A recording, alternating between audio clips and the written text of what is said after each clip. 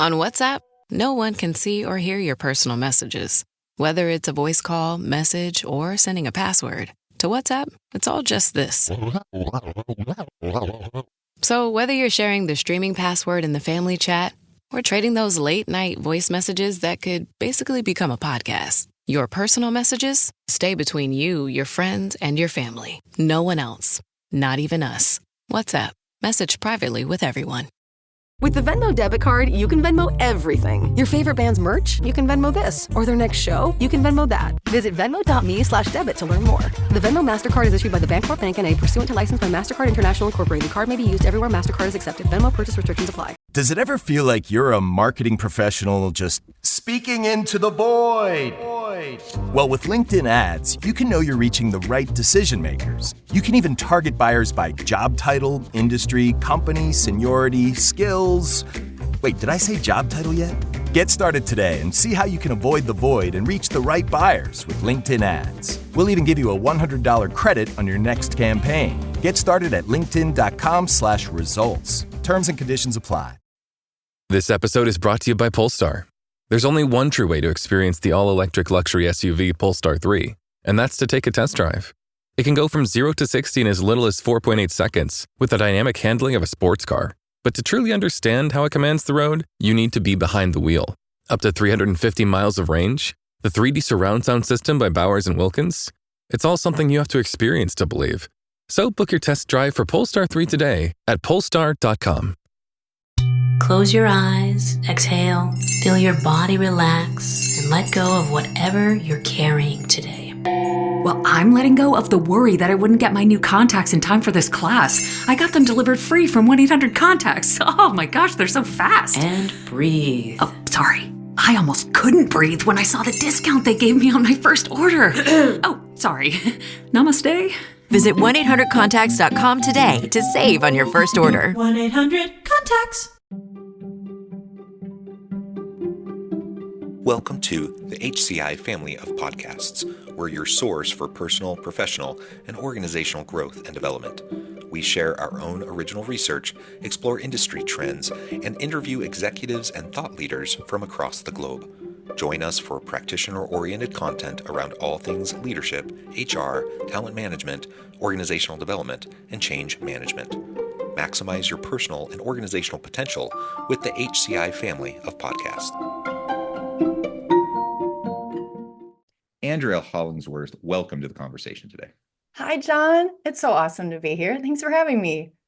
It is wonderful to be with you. You're joining us from Minnesota. I'm south of Salt Lake City in Utah. And today we're going to be talking about radical self-compassion and mental health in the workplace, and really what leaders can do both for themselves and for their team to make sure that we're all taking care of each other in the modern workplace. It's complicated, it's messy out there, and it's only getting harder, I think, in the modern workplace and as we pivot into the future of work. So this is what we'll be exploring. And as we get started, I wanted to share Andrea's bio with everybody. Dr. Andrea Hollingsworth is founder and CEO of Hollingsworth Consulting, author of the best-selling book, The Compassion Advantage: How Top Leaders Build More Humanizing Workplaces, and a leading global expert on compassion and self-compassion in life and leadership. I love all of that, Andrea, and it's been a pleasure chatting with you in the pre-interview, just getting to know you a little bit and talking about your background. Likewise, is there anything you would like to share about your background with the audience before we dive on into the conversation? Oh gosh, I don't know. Maybe a couple of fun facts. I used to be a professor just like you. And one of the things I talk about is radical self-compassion. And one of the things that's true of me is that I walked away from academia kind of at the height of my success, largely because my inner critic was really sabotaging my resilience in that workspace. And so one of the things I do is help leaders to work with their inner critic and get past that perfectionism that's holding them back, and it makes them a better leader in the end.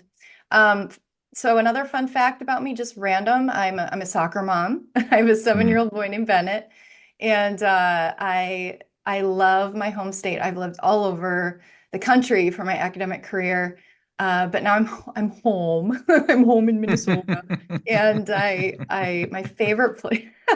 Side note: if you've seen the recent Garfield movie, There's a Minnesotan villain in that movie, the very first Minnesotan villain I've ever. It's fabulous. Anyway, that's completely random. I love the. Did you see it? I did go to see it with my kids. I'm now racking my brain to try to remember more about the villain, but I'm gonna have to. It's the woman in the milk factory, the security guard. That's right. I'm like, how did they have a Minnesota villain? It was great. Excellent. Anyway, we're off topic. I'm from Missouri, so Okay, you know. yeah. You've got an Anyways, accent you can good whip out too. Midwest pronunciations. It's excellent. Yeah. Well, This episode is brought to you by State Farm. Knowing you could be saving money for the things you really want, like that dream house or ride, is a great feeling. That's why the State Farm Personal Price Plan can help you save when you choose to bundle home and auto. Bundling, just another way to save with the Personal Price Plan. Prices are based on rating plans that vary by state. Coverage options are selected by the customer. Availability, amount of discounts and savings, and eligibility vary by state. Ryan Reynolds here from Mint Mobile. With the price of just about everything going up, we thought we'd bring our prices down. So to help us, we brought in a reverse auctioneer, which is apparently a thing.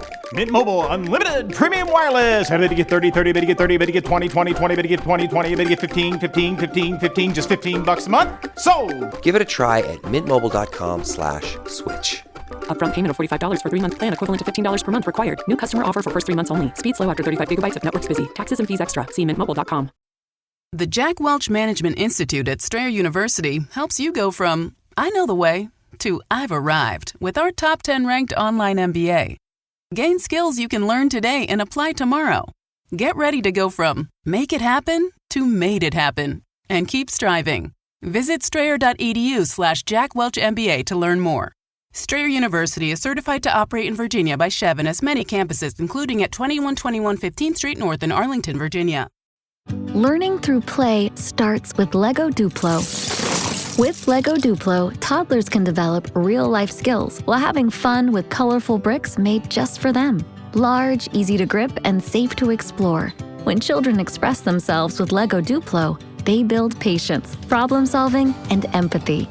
See your child learn perseverance and self-expression with everything they imagine and create. Visit lego.com/preschool to learn more. If you went on a road trip and you didn't stop for a Big Mac or drop a crispy fry between the car seats or use your McDonald's bag as a placemat, then that wasn't a road trip. It was just a really long drive. Ba-da-ba-ba-ba. At participating McDonald's. Well, thank you. A real pleasure. And I totally can relate to the academia piece. The pressure cooker. And it's not the topic for today, but and the workplace is a weird place, and academia is like this own weird microcosm niche of the workplace. Indeed, and academia today is weird, and I'll just leave it at that. It's bizarre, and it's getting more bizarre each and every year. I'll just leave it at that. Yeah, that is very true, and we'll just leave it. Yep. All right. Well, okay. So let's talk about this idea of radical self-compassion that you were saying in the pre-interview, that this is something that you really dove into during the pandemic. Can you tell us more about the kind of why behind that and what that exploration led you to? Yeah, absolutely. Well, I have a story about why I really started to dive in to this whole topic of self-compassion. It has to do with my burnout in my previous profession as a professor, and I can tell that story if you like. But basically, I was bludgeoning myself along with this inner message of I'm not good enough, and I probably never will be. And I completely burned out. I just couldn't do it anymore. But I find that message is really pertinent for people today. I began talking about self-compassion and compassionate, living and leading during the pandemic. There's a lot of struggle and suffering out there today. I think for a minute when COVID started to sort of, ease up, we all thought, okay, we'll just get back to quote unquote normal, whatever that means. But, it's still really, really tough out there just on many, many levels. We've got politics, we've got the economy, we have a mental health crisis on our hands. Yeah. We have a climate crisis. We have so many layered stressors that people are dealing with. And it's a total pipe dream to think that people can leave that at the door when they come to work. And so what I do is I help leaders, number one, work with their own, what I call, what research called maladaptive perfectionism, and that inner critic and that pressure to be always on and to silence and stuff their own suffering, because that actually prevents them from being aware of the people that they're leading and empathetic and then action oriented in how they can help, the suffering of those on their team. It really does start with being kind to yourself. So I call it radical because we really need a high octane approach to being kind to ourselves, but also holding ourselves accountable. We live in a never enough society. Everywhere there's this message, like, if you want success, respect, belonging, and love, you better get the promotion. You better have more money. You better have the better house. You better have the better car. You better have the perfect family. You better have the perfect body. You better have the better sense of humor. There's so much pressure on us that we feel it. We're in this soup and we internalize it. And I think a lot of leaders walk around there thinking, I absolutely have to, I have to be on all the time. And they don't know when good enough is good enough. Now, I'm all for healthy striving, but there is something that can happen where people just become more isolated and more depressed and more anxious and less resilient and less connected to other people because they're really stuck in their own heads about their own worth. And that really does make an impact. Radical self-compassion involves, like, first of all, our brains, when we make a mistake or become aware of an imperfection, if you look at the neuroscience of that, it's very interesting. That is processed in the anterior cingulate cortex. And that's the same part of the brain that processes pain, physical pain. And so this means that when we're beating up on ourselves internally, it hurts, literally, like it's painful. Yeah. And you can't learn and grow from whatever it is, whatever mistake, whatever, if your brain is on fire in that threat detection mode, that fight, flight, flee, fawn, all that stuff. And so the first step is shifting from, that inner just humiliation and shaming to curiosity. Like, what happened? What's the situation on the ground? Looking at it as data points, information instead of condemnation. I'll tell a story here. So recently I was, this was a few months ago. I was at my son's soccer game and I missed seeing a soccer goal because I was looking down. And you want to take a guess at what I was looking at? Looking at your phone? Most people guess that. It's close. I was looking at a screen. I was looking at my computer because I had justified bringing my computer to the game because I wanted to make progress on ironically, the book I was finishing on compassion. Oh my gosh, not a good mom moment. So I was like, well, I'll just putter away at this chapter while Bennett's not on the field. And it was the wrong call because I'll never forget his face. He came up to me after the game and he was like, Mom, I scored a goal. And when I looked over at you, you were looking down at your computer, Mom. Oh. You hurt my feelings so much. And, it was one of the lowest moments of, I try to be how old is he? He's 7. He's 7. Yeah, it's hard. So it was a big deal. And so I just I was like, what are the data points here? What, it looks like I'm not as good at multitasking as I thought I was, right? That's a data point. B, like, okay, big plays can happen fast in kiddo soccer games.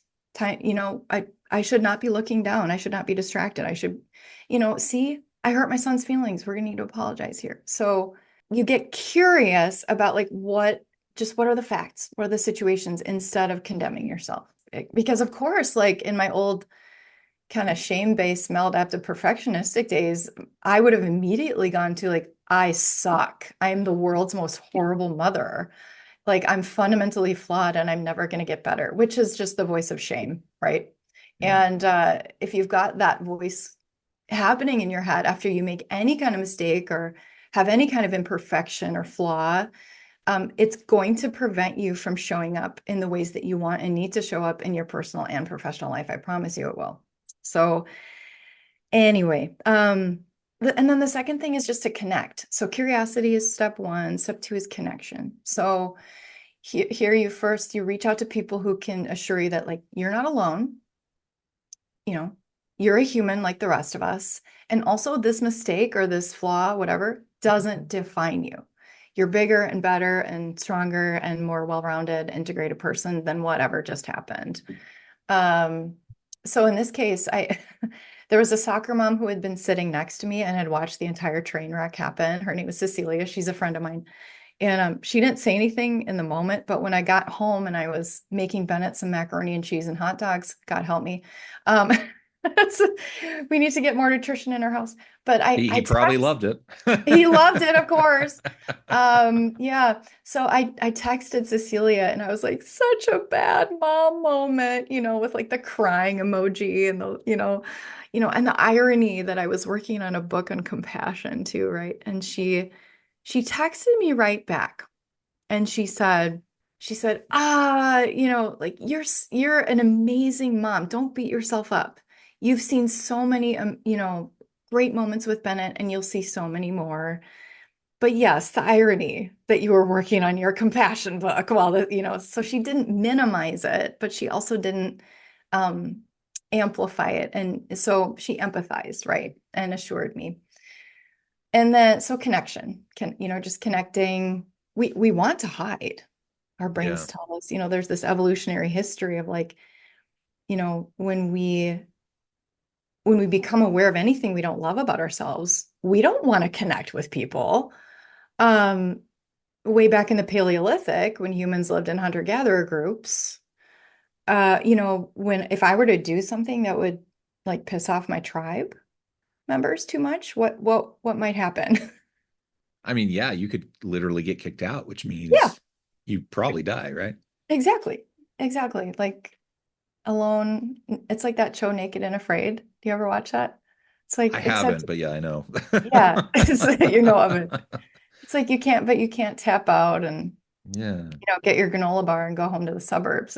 Anyway, our brains tell us, no, imperfections mean you're not safe and you might die. So that's very old evolutionarily speaking. And so we have to consciously be like, no, I'm going to connect so that I can get over this. And then the third step is commitment. 3 C's: curiosity, connection, and commitment. What are we committing to? Well, first of all, working to be more kind to the way that we talk to ourselves in our own minds. That actually does matter. And it's big in terms of mental health. And so, I like to do this exercise with audiences where I have them think about something that they regret, like something that happened or they did or said that they just are not loving, right? They think about it and they notice, what is their inner critic telling them about this, right? And it's usually very, very harsh.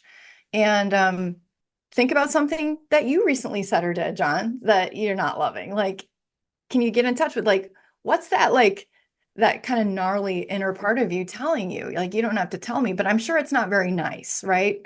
I have them notice what their inner critic is telling them. And then imagine that your best friend just came to you and said, look, I need help. I need your support because I'm struggling with this thing. And it's the very thing you yourself were just thinking about. They made the same mistake. They said the same thing. They're not loving the same thing about themselves. And they come to you and they're like, I need help. And then I have the audience members, go ahead and real time act out. What would you say to your friend who needed your support? And what I hear is things like, oh, I've done that before. You're not alone. You were doing the best you could in the moment. That doesn't define you, and so we're much easier at extending that to other people than we are to ourselves. And so then I ask people to take whatever they said to their best friend and turn it back on themselves, right? To say, like, I was doing the best I could. I'm only human, I'm going to learn from this and grow and do better next time, kind of thing. But then the other pieces to commitment is you commit to accountability. So, if you don't want to repeat the mistake or whatever it was, you look for structures, systems, people, accountability buddies, things that can help you not do it anymore. And there are times in our lives where, in our leadership journeys too, where we need a little bit of help, like, because this thing keeps going wrong. We need to reach out. We need more support. And, we have to actively find ways to protect ourselves, provide for ourselves, and motivate ourselves to change. And so that's also a big part of self-compassion, of course, but you don't do it with shame. You do it with, hey, I'm learning and I'm going to do it better next time because I'm a human being. And this is all a journey. Yeah. As you were describing that situation, first of all, I can relate. I have 6 children. I've had those moments. I mean, you're just busy and you're trying to juggle 1,000 things and you want to be there for every last moment and it's just impossible. Yeah. And so, you're going to be there for lots of stuff and you're going to miss lots of stuff. Yeah. And the best thing you can do is just to give them a hug and acknowledge it and say you're sorry and be there for the next thing, right? Mm-hmm. And they'll forgive you. And it's the same thing in the workplace, as a leader. Yes, like I'm not going to be perfect. I'm going to get stuff wrong. I'm going to miss stuff. I'm going to get stuff right. I'm going to miss stuff. But as long as I put my best foot forward and I try, and then I acknowledge when I mess stuff up, like that's all my team expects. Like they don't expect me to be perfect, but they also don't want me to gaslight them. Right. And so I just, like you said the word accountability, and that's really important. And it's the difference between, like, as you were describing all of this, I was thinking, we all know people who have no sense of shame, guilt, or accountability. So they do things that are hurtful to people, and they don't care. and they don't feel bad about it. And it bugs us to death, right? Yeah, there's something there's wrong there's with a category in the DSM actually for that. But anyway. Yes. But most people aren't like that. Most people aren't like that. And most people, when they do something that hurts someone else, they know it, they recognize it, they feel bad about it. And so practicing this compassion, most people, human to human, we're pretty good at extending grace to each other. We're pretty good at being patient with each other, and we're pretty good at showing some compassion to each other because we recognize that we're not perfect. We recognize we all fall down, et cetera, et cetera. But we do struggle to do that for ourselves. And I'm not quite sure why. You probably know a lot more about the why behind that than I do. But the reality is, whatever the why is for each individual person, we do need to be able to take a step back and to just realize beating ourselves up doesn't serve anybody. It doesn't, like, if I just sit there ruminating, like if you were to just sit there ruminating in that moment with your son and spend the rest of the night beating yourself up, all that does is mean you're going to miss the rest of those moments, the rest of the night with your son, right? Correct. You're going to, instead of being able to make it it better, disconnects you from people. it disconnects you. And the same thing in the workplace. Like all it does is it just means you're going to miss all of the other opportunities for connection, for meaningful mentorship and coaching and all the other things that are going to matter for those people. And so we got to give ourselves a break. And that's what they need. They want to be given a break. We need to give ourselves a break. Yeah, I amen to all that. And I also, there's something that can happen when we're really being hard on ourselves, to our own nervous systems. That we just, there's a lot of anxiety, right? Have you ever been around somebody who just oozes criticality towards themselves and other people? You can just feel it, right? And some of your listeners are out there thinking like, my boss is that person, right? And so when leaders can learn to work with themselves in a different way with their own imperfections and share sometimes, there was a study, I think it was Adam Grant and his team that put out a study not too long ago. Managers were, so in one group, the managers were asked to share with their team members the growth areas that they themselves needed to work on that came from their higher up. Okay. And then in the control group, I think the managers were asked to ask for feedback from their team members about their own leadership style. Okay. And at the end of the study, I forget what the positive was. It was something like, employee trust or connection or resilience or something like that. Like, I'm botching this study, but like the good stuff happened, like in the manager team member relationship, the good stuff happened when the leaders were vulnerable with their own growth areas, with their direct reports. And so I think that speaks to just a different approach to our own imperfections, and being just a little bit more like lightening up about them, and being vulnerable enough to say like, hey, I'm human too. And here's what I'm working on. And I know you've got things you are working on too. And that is going to boost just morale. It's going to help those relationships grow in the workplace, which are so, so, so important to ease everybody's suffering and help everybody feel a little bit more human at work. Yeah. Andrea, we have only scratched the surface. There's so much more I want to talk about with this topic, but I also know you're on a hard stop. You need to get out of here. I need to let you go. So we need to wrap things up. But before we close, I just wanted to give you a chance to share with the audience how they can connect with you, find out more about your work, and then give us the final word before we close. Yeah. I'd love to connect with anyone listening. So my website is hollingsworthconsulting.com. I do keynote speaking. I do workshops for leaders, management groups, and I also do coaching for leaders. And so, you can go to hollingsworthconsulting.com. You can also find me on LinkedIn. I'm Andrea Hollingsworth, PhD.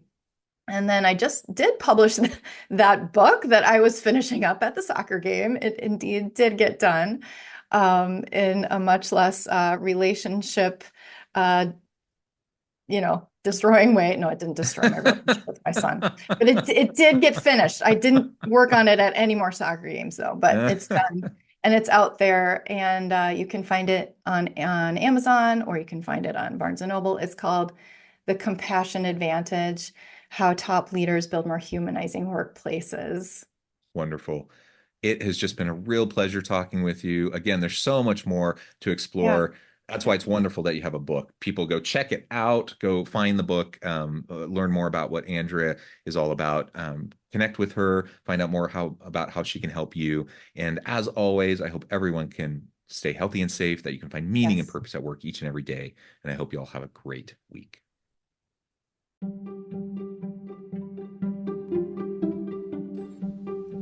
Thanks for joining us for this episode of the podcast.